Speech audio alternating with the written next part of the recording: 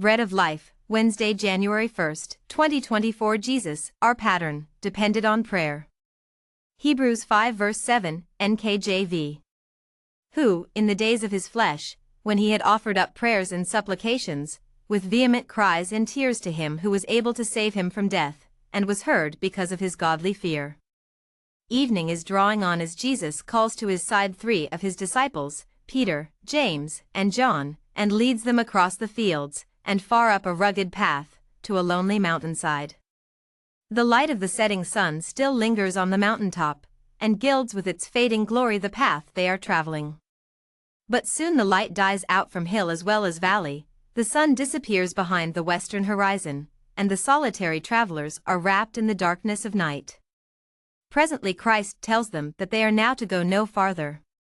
Stepping a little aside from them, the man of sorrows pours out his supplications with strong crying and tears.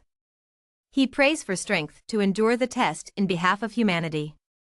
He must himself gain a fresh hold on omnipotence, for only thus can he contemplate the future.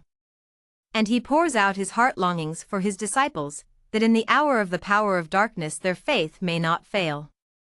At first the disciples unite their prayers with his in sincere devotion, but after a time they are overcome with weariness, and, even while trying to retain their interest in the scene, they fall asleep.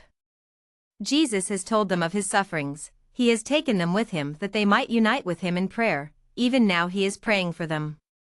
The Savior has seen the gloom of his disciples, and has longed to lighten their grief by an assurance that their faith has not been in vain. Now the burden of his prayer is that they may be given a manifestation of the glory he had with the Father before the world was, that his kingdom may be revealed to human eyes, and that his disciples may be strengthened to behold it. He pleads that they may witness a manifestation of his divinity that will comfort them in the hour of his supreme agony with the knowledge that he is of a surety the Son of God and that his shameful death is a part of the plan of redemption. His prayer is heard.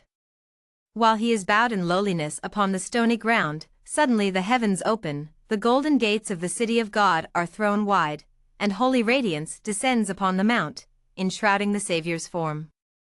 Divinity from within flashes through humanity, and meets the glory coming from above. Arising from his prostrate position, Christ stands in godlike majesty. The soul agony is gone. His countenance now shines as the sun, and his garments are white as the light.